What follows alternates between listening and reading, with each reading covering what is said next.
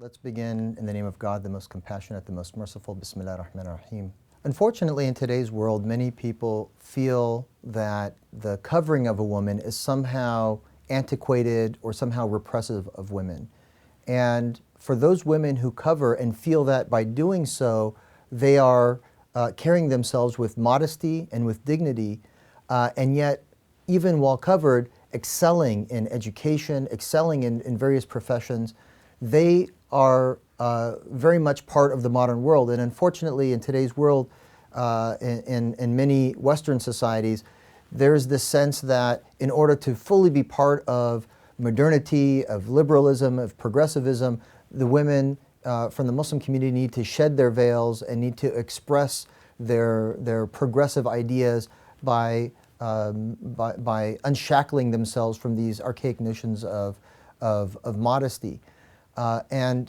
I think that this is a battle of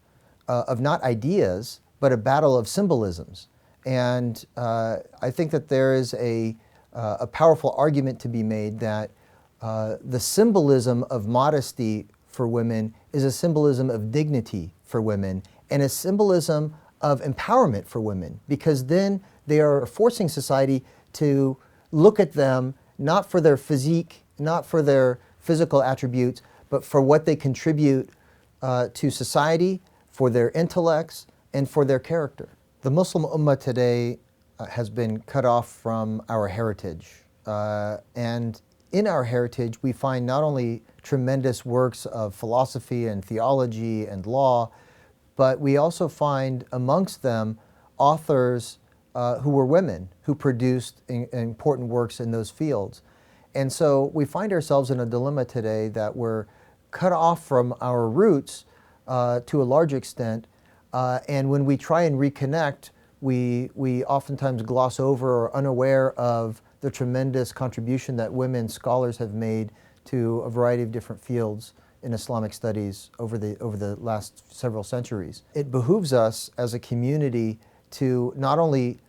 rediscover those texts, but to encourage women in today's world to take on a leadership role, one in which they are looked to, their opinion is sought after in local communities by not just the women in the communities, but by the communities as a whole. We now have the opportunity in today's age with the institutions that are proliferating in this country to have women excel in all kinds of education, but particularly what's needed for our community is women to excel in Islamic studies. We have professors in Islamic law at Harvard who are women, at other law schools who are women, teaching Islamic studies and Islamic law, and we need to now turn to them as resources for our communities and respect their contribution and seek after them for their opinions. It might be surprising to some, but probably not to all, that American Muslim women are the second most educated demographic of women in the United States, just behind Jewish American women. Women in the United States are excelling in a variety of different professional careers and fields and in academia, and it now behooves us as a community to reach out to some of those who've excelled in their fields to